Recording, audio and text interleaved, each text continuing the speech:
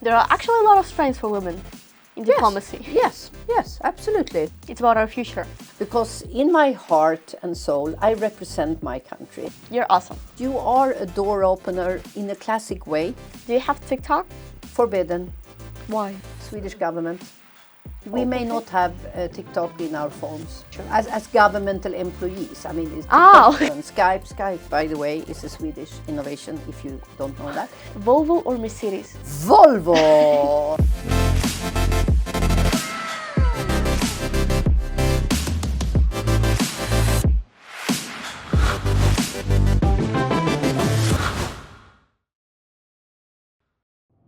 Hello everyone, you're watching the Aisholpan podcast for those who are seeking new knowledge and motivation to do great things. As you've noticed recently, there are much more negative news than the positive ones, and it is inadvertently fueling anxiety.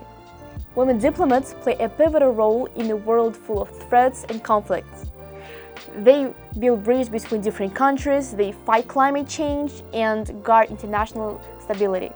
Their participation in international negotiations is a light in the darkness, because they find ways out of different situations and build bridges between many countries. That is why I admire them so much. And today we have a special guest. She's one of such women, and she's the ambassador of Sweden to Kazakhstan, Eva Polano. Someday, I'd like to be such a strong and intelligent woman too, helping to build a peaceful future for all of us. By the way, our project is implemented with the support of the European Union delegation in Kazakhstan. What is it like to be a woman in diplomacy, and how diplomacy is changing around the world? Let's find out with us.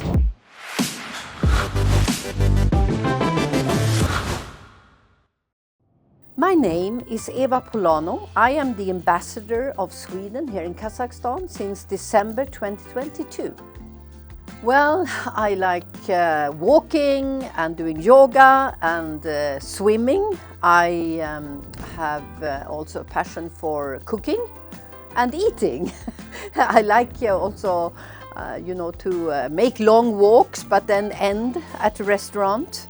But I also love reading and traveling, because my hobby is in a way my job, I'm afraid, but also nice to have a job which you like so much, so you always want, I never feel regrets going to my embassy or working. I always find it very interesting and rewarding to come to my job and to continue my interesting work. I feel very grateful for having had this possibility to travel all over the world and see new countries, and I have actually been using my time very well, not only being in the country, but traveling, of course, in the country, but also between the countries. So I have actually been to about 120 countries in the world. I think my German teacher in high school and in the high school and gymnasium was a very strong lady who was with a smile, teaching me the German grammar. I also think about my teacher when I was in the third grade, when I was just 10 years old, who was very inspiring and who I stayed in touch with after that. And I just got an email from her daughter, and they inspired me in encouraging me to be a good student, which I felt that was strong and supportive for my later development. It is passion and compassion. So passion is what I have whenever I do something in my professional life and in my normal daily life. But compassion, it's also that I think is an asset when perhaps you especially have as a female diplomat, to understand with emotional intelligence what are the background to the problems that you see around you or hear about. Emotional intelligence is, I think, something that we shall value more and more. So that compassion, passion and compassion are my two mottos. I must really say I have been impressed by the energy and the dynamic society that you have. You have a history of having been part of a too long time being part of Soviet Union, but in this short time, since 91, you have, relatively seen, you have developed very quickly in these short 3 decades. And I see a lot of strong young ladies who I have worked with. I have good examples in my embassy and also around in Kazakhstan, who I meet, who are starting as entrepreneurs, spas, restaurants, and the way they actually can combine, it's amazing. They very often have many children, and they very often have strong ambitions to build up something, especially the entrepreneurial innovations and innovative side. Is very inspirational, and I think, and I really hope, but I see this happening, that they get more and more support, and we focus in our programs in EU, in OSCE, at the Swedish Embassy on female entrepreneurship. I think the way this can change and speed up what you need in Kazakhstan, the diversification of your economy. Because you have such a rich country with oil and gas and all the minerals, but you need to transfer this quickly in order to create more work and a more quick economic growth. And I think by focusing on young women and also, women who are already in this, to get more support, microfinance in the beginning, and then to encourage, I would say, by legal way also, because quotas is something, it's very discussable. Shall you support through quotas women to be taken and lifted up to higher levels in political life, in the private sector? But I think they deserve that. We have done that in Sweden, not in the private sector, but in government, and I mentioned about the parliament and the ministers and in the municipalities. We very often reach this half-half, 50-50. And therefore, I really recommend your governments and the people of Kazakhstan to focus on diversification of the economy, but especially focusing on the second half, or the first half, the women, and the men can support you there. And also in domestic life. This is very important. To have, for example, in the parental leave, Sweden was 1974 the first country in the world to have parental leave for both men and women, for both the father and the men. And history has shown that if you push the fathers to be at home with parental leave, and it's now compulsory of our 18 months, you have 3 years, I know that, but we have 18 months, and the fathers must be at home at least 3 months. But they can also be at home 18 months. But this develops their bonding with the baby, with the child, and this also then develops into something useful in the whole family.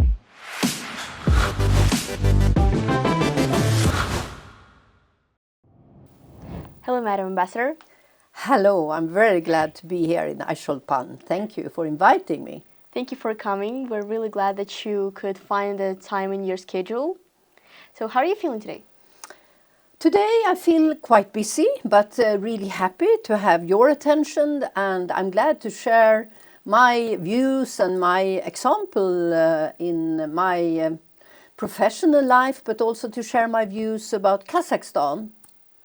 Recently, if you watch the news or read them, you can see a lot of negative news comparing to the positive ones.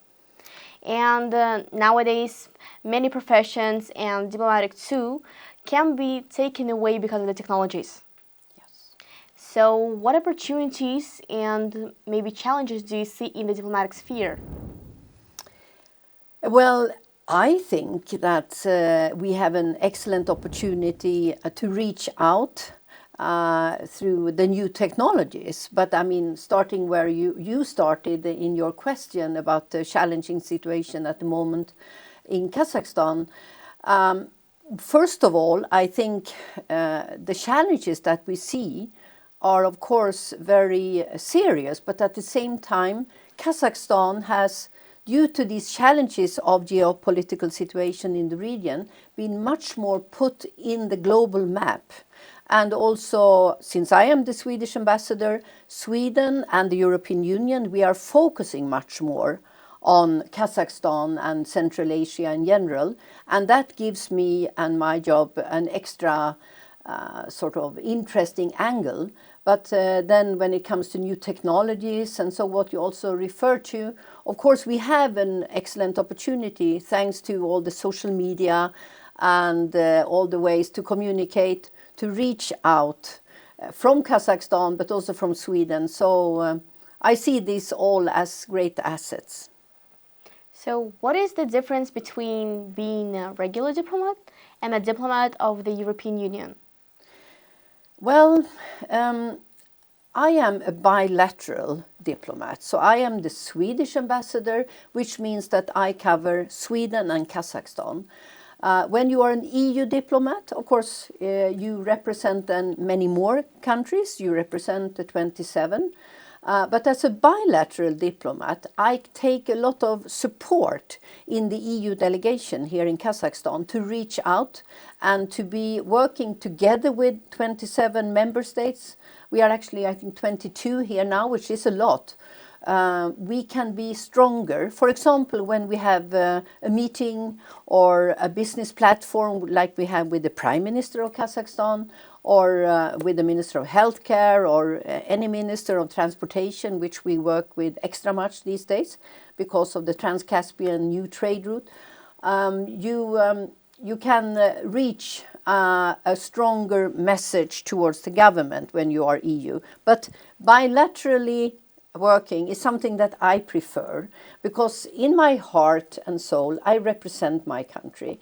I want to spread the messages about what Sweden can offer to Kazakhstan.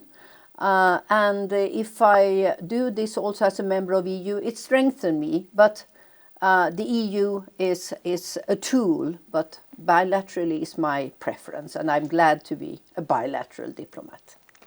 The modern era makes the job of a diplomat more challenging. So what trends do you observe? Yeah, well, I mean, all over Europe, Central Asia, the world after 2022 is not the same. With the full-scale invasion by Russia and Ukraine, we saw something all of a sudden which we had not expected. Of course, we wanted to be prepared for this, but it changed a lot. And as you know, European Union is about peace. It is a great, strong institution, steadily stronger and stronger, still not strong enough. We are working on it. But it was established in the mid-50s out of the ruins of the Second World War. We wanted to work together to let it never happen again. So we continue to see the European Union as a peace project, but also to economically thrive together, create the internal market, but also to reach out. For example, in the enhanced partnership cooperation agreement that we have between EU and Kazakhstan. But I think the last years have changed everything for many of us, and not the least for Sweden, which is a very peaceful country. We have not had any war for more than 200 years. I think it was 1812 that we had the last war. We were neutral in the First World War, in the Second World War. So we could develop our country, which was rather intact in the 50s and onwards, into a prosperous and successful democratic country. We are members of the European Union since 1995, and we are happy members of the European Union. But, and this is my final sort of answer to your question, it changed so much. So Sweden became a member of NATO. We were never really seeing the need for that, but now this spring, after our application almost 2 years ago, we are now full members of NATO. And that means a lot to stand together, but also it's a change of our mindset when you think about the youth and the young and the older generations in Sweden, we are now preparing for something different, which is serious, but also important to stand together. So what changes do you see in diplomacy given the rapid change in technology nowadays? Well, most of all, I would say the quick change came actually through COVID. And all of a sudden we had meetings on Zoom and Skype. Skype, by the way, is a Swedish innovation, if you don't know that. Skype, Zoom, and of course social media to reach out. My way of performing in my daily life, diplomacy, is not only to have meetings and go around for, writing reports and sending messages to Stockholm and Brussels. It's also a lot about social media for me. I have my own Instagram, which actually all the Swedish ambassadors must have. And I try to be inspired, and I try to react, and I try to present what I'm doing in my Instagram. And also I have the Swedish ambassador X, former Twitter, and then we do Facebook together at the embassy. And that is also a way of reaching out. Not only what we do, what we think, we also get messages every Thursday from Stockholm, from the communication department, what we shall focus on this week, next week, in the coming days, what are the things going on at the moment in Brussels, in the world, in Sweden, which are the important visitors coming. So this is something that has changed a lot in my work. But, I mean, to be a diplomat and to be an ambassador, it's kind of both ways, because it is a very old-fashioned style way of, an ambassador. What is an ambassador? Well, we are representing our governments and we are here, but ambassador, envoy, it's bringing over messages from your country to the country where you are in. And I see also that traditional role of an ambassador, which has nothing then to do with social media and IT, to be able to ask for a meeting with the minister, even the president, because you are an ambassador, you can do that. And that means that you are a door opener in a classic way. And I like both ways. And I think it is an asset that is very instrumental for political interest, political dialogue, but also nowadays we work a lot on trade promotion. EU is a lot about building trade relations between EU and, for example, here we are in Kazakhstan, or the whole world, we have free trade agreements, we work on that. But I can also be a door opener for my Swedish private sector companies, who really deserves a lot of attention because they are the best in the world. We are having sustainable solutions. We are good in IT, in telecom, in renewable energy, and healthcare, and many, many areas. So that is also what I see as my role. And I use IT and the traditional door opening role. So what professions do you think will be in demand in the field of diplomacy in the nearest future? Yeah, I think that I haven't really been, deep in my thoughts and plans on this, but perhaps with climate change, with all what's going on in the world, I think these type of matters will be extra important. We all talk about that the carbon emissions have no borders, and we have to talk and discuss and make more agreements, and also help with the technology that we, for example, have in Sweden on sustainable solutions and all what we can do. So I think a lot of focus will be on that. On the other hand, climate change is happening. We all see it. The catastrophes, what nature is doing, and I'm really, really very sad to see the flooding catastrophe in Kazakhstan at the moment, and I am really, regretting and paying my condolences also to the people who have lost their lives and their homes and everything there. But this can also lead to consular work. Consular work is to support your citizens in a foreign country, and all of a sudden there might be so many serious circumstances that you have to help your people, which you normally anyhow do when there is war or an earthquake or a fire or something going on. And this, with the development that we sadly see now, that might be also a new area to focus more on. But then I also see the trade diplomacy and the way we can work and open doors. We can be even better there, and there I think we can sharpen and expand. But in the field of political dialogue, human rights, to have meetings like we have here with the Ministry of Justice and looking into new laws, the Ombudsman institution and things like that, I think also it will be very important.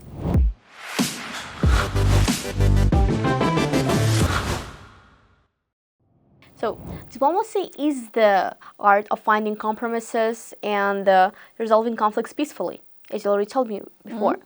So, how do you assess the sensitivity and fragility of the world right now? It's sad. It's disappointing to see this latest developments. I mean, it's not only about what Russia has been doing in Ukraine and threatening us all in Europe. It's also about the Middle East and the desperate need for a sustainable solution between Israel and Palestine.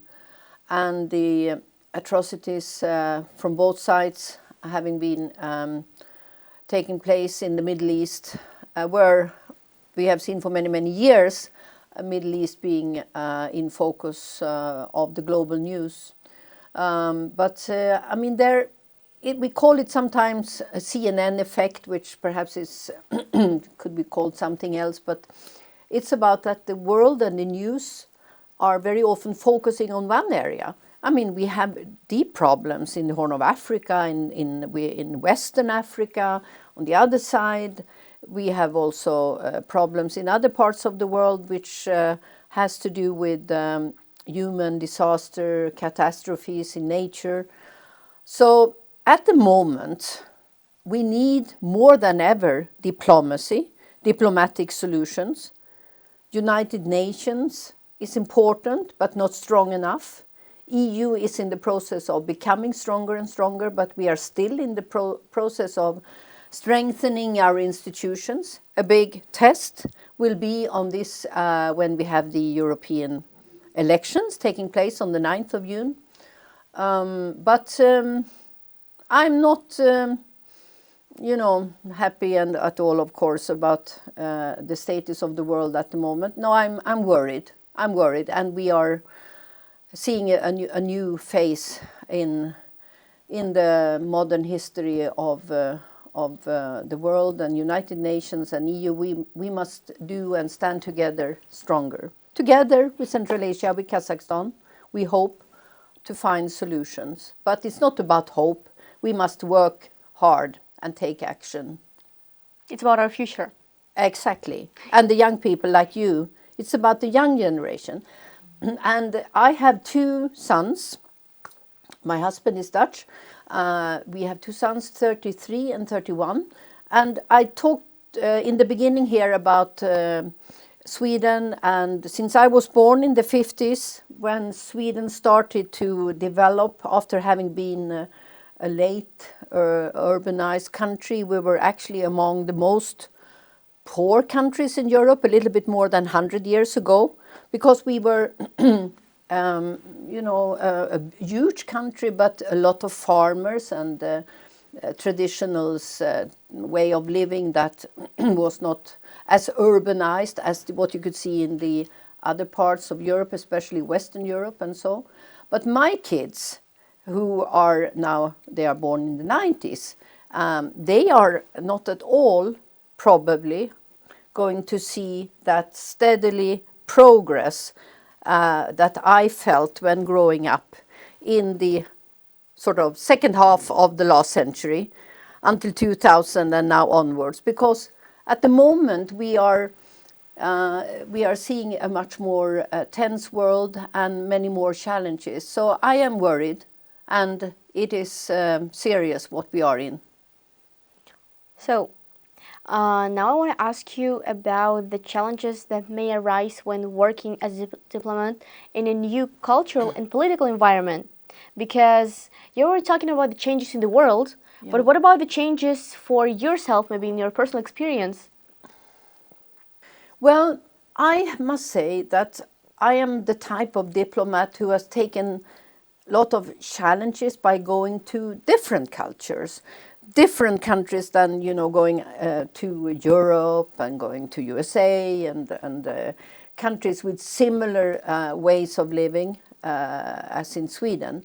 I have been ambassador in Mexico, in Indonesia, in Kazakhstan I am now. I was in Angola, in Africa, in Qatar, and I was also posted to many other countries. I was starting my career in the Netherlands. I just mentioned my husband is Dutch. That's a concrete result from there. We are very similar in many ways with the Netherlands, but I've been working in Syria, in Lebanon, in Iraq, in Kuwait, in Guinea-Bissau, in Singapore, in Vietnam, and I have always found that extra interesting because it's a fantastic way of getting closer to a culture. And by the way, we are in the end quite similar. I mean, it's about human life quality. People need to be happy and fulfill their dreams as families, to help their children with good education. I mean, everybody has kind of this dream. And I have been posted to many countries that are Muslim, Christian, but I have, have been to many Ramadans and many Eid al-Fitri in Syria, in Qatar, and in Indonesia, and now also here in Kazakhstan. So I find that enriching.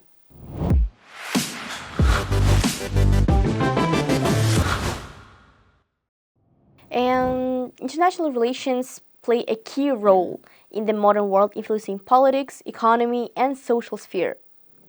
How did you manage to achieve such high results in your career? Well, I'm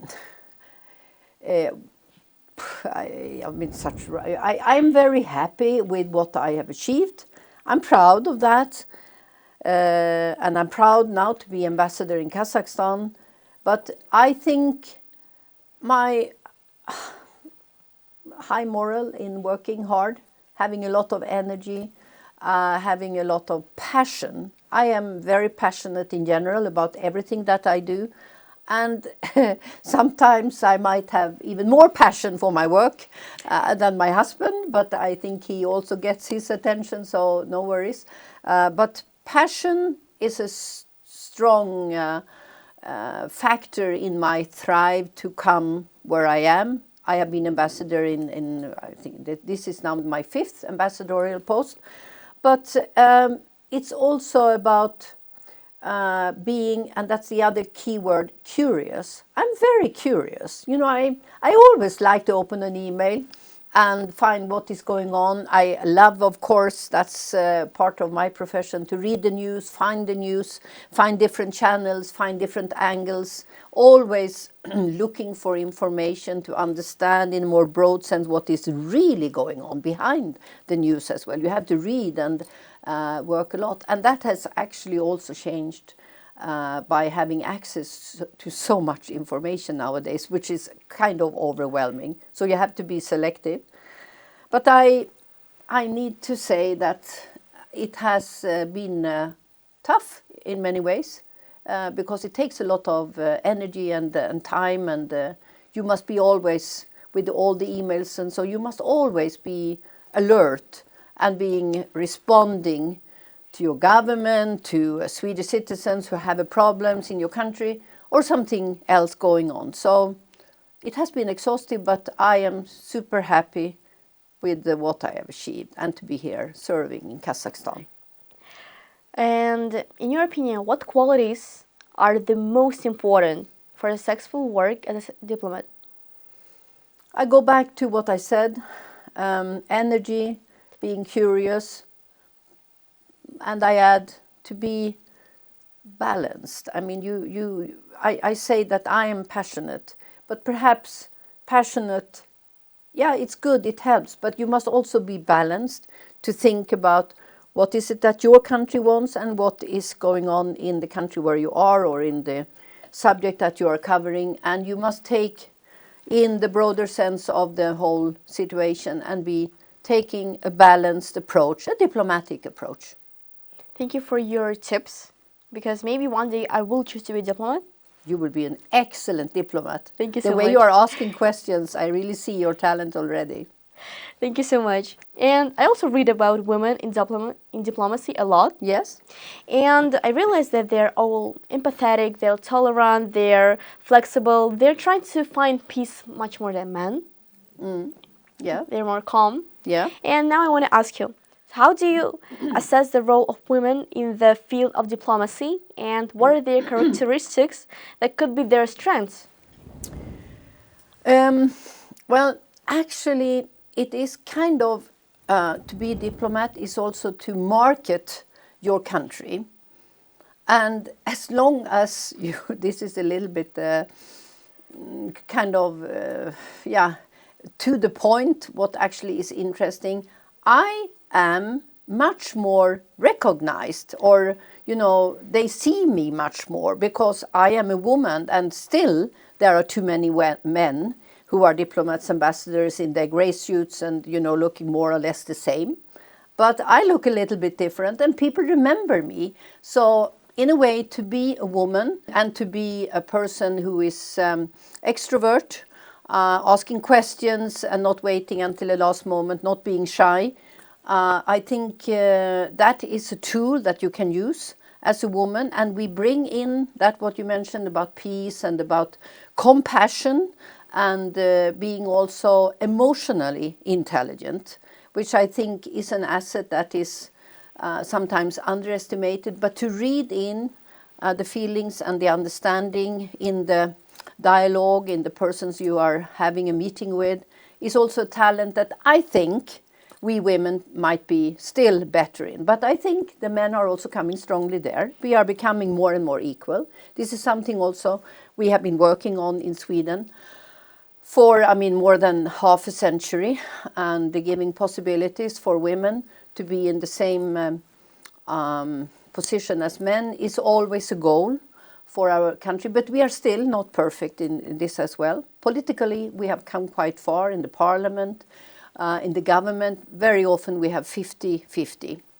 But for us as a woman, as a diplomat, I think all what we bring in from, being a girl, being a young woman, and then having a good education, working on what we shall do, focus on that. We can also be very clear on, I have to get ready with this because I have to go home and take care of the kids. And so you have to be efficient and planning.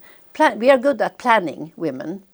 Yes. And I think this can also help a lot. There are actually a lot of strengths for women in diplomacy. Yes, absolutely. And what importance do you attach to education and cultural exchange for the development of diplomatic relations between countries? It is extremely important to be humble, to understand that you are a different culture, to understand how to behave and in so many situations. But also one thing which I think is extra important, it's of course to at least try to learn the language where you are, and showing thereby a lot of interest for the culture, for the life around you, and to be able to communicate. So in my case, I am quite good at different languages. I speak fluent German, I speak Dutch, I have Spanish and Portuguese and French, and I learned a little bit Arabic and Bahasa Indonesia when I was there. But I must give a frank information. I'm sorry, I haven't learned Kazakh, and it's also right. not Russian. But I have other assets that I think is helpful. And by meeting so many people, however, still not enough people in Kazakhstan who can speak well English like you can here. And Thank your you so English much. is excellent. But the language is really a door opener, and that is an asset that you must focus on when you are a young diplomat. I'm a little bit too old to learn a new language well, because Kazakh and Russian, to start on new, you will never really be perfect in a few years. Because it's a different group of language. Yeah, yes. And which female diplomats were an inspiration for you? Or still maybe? Well... you can name your top 3. Well, talking about heroes, heroines, as we should call the female heroes, professionally, I think I must single out my sort of models in diplomacy from Sweden. The first female ambassador, Agda Russell, there is a biography about her, which was published a few years ago. That's a compulsory reading when you are a Swedish diplomat and a female diplomat, but for everyone. But I am, of course, admiring Ursula von der Leyen as president of the EU Commission, the energy that she has, and the way she is a perfect European. She's German, but she speaks fluently many languages of Europe, French and English, and she has, can you imagine, 7 children? And coping with so many challenges. So I admire her. This is not a political standing. I just want to mention she is a superwoman in so many ways. Now I will mention one more person, and she's also German, but Angela Merkel. The way she was working as a Chancellor of Germany was always inspiring. And I was serving in Germany when she, under Bundeskanzler Helmut Kohl, was Umweltministerin, which she was the Minister of Environment, and with her roots both in the West and East, but growing up in Eastern Germany, she had that broad dimension, which, I mean, in the end, history will show exactly how that will be evaluated. But she certainly had a very special way of ruling Germany in a very solid way. But I mean, there are American inspirations also. The American Foreign Secretary, I'm not thinking only about Hillary Clinton, but I'm thinking about, I cannot come up with the name now, but Jane, who had roots in Poland, who only lately found out about her Jewish parents who had taken her away from the Second World War, and they escaped and they survived. But I mean, there are also many strong female leaders all over the world, in Asia, that I can talk about a lot on another occasion. But most of all, I think it is about having the courage and inspiration to be a leader and to show that strength in front of the people and to be elected democratically, of course. Of course. Yes.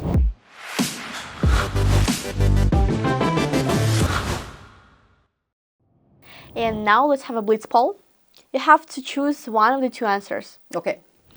Diplomatic event or a family dinner? Well, of course, I must say family dinner. But in fact, I like diplomatic event so much. I'm a little bit crazy then. Volvo or Mercedes? Volvo! Of course. Thank you for asking. English or Swedish? Well, English, because we must all learn more about each other. So let's focus on English. Peace or calmness? Peace.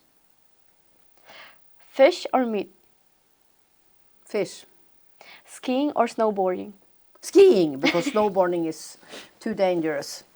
Winter or summer? Summer. Instagram or Facebook? Instagram, absolutely. Do you have TikTok? Forbidden. Why? Swedish government. We may not have TikTok in our phones. Oh, okay.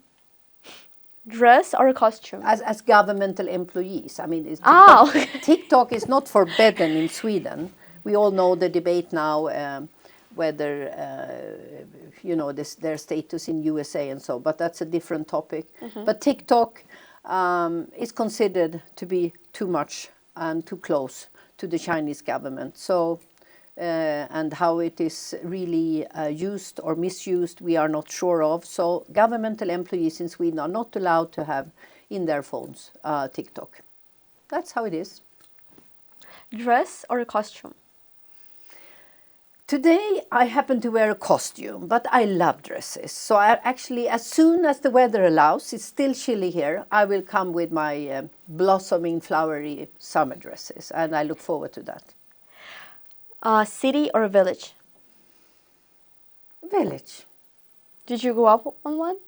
I grew up on a farm, so I like very much nature. I mean, I like the big cities and the culture and the opera and all what you can get access to if you are in a big city. And I love Astana and the opera here and all this. But I think to be out in nature, that's where I really can relax. The green meadows, after... And here I think Kazakhstan and Sweden share a lot. The joy that we feel after a strong, cold, severe winter, to see all of a sudden the flowers blossoming, everything coming, the fresh potatoes are growing, the strawberries are growing. We are so happy when we finally see that. And then we celebrate out in nature, out in our farms and our dachas, kind of, that's the word perhaps, to explain it. We swim in the lakes in midsummer. Midsummer is the 21st of June. It's one of the biggest celebrations in the Swedish culture and folklore. Christmas, and then midsummer and Easter, I would say. And now I want to ask you not about your job, not about diplomacy or Sweden, but about yourself. Mm-hmm. And it is the most important question of all. What value do you associate yourself with? Can you explain a little bit more the value I associate myself with? I mean, some people may answer honesty or tolerancy or something like that. So what do you associate yourself with? Well, I think my energy and my passion are values in my life, which I shared with you about. And my curiosity has helped me a lot. And it makes me feel still young, being curious about life, about professional development, but also about my friends and my family, my children and my husband. So that's the buzzwords. Thank you for coming today. It was really interesting to listen to your answers. Thank you. And you're awesome. You too. Thank you so much. Thank you for your interest, and thank you for inviting me to Aisholpan. Goodbye. Thank you.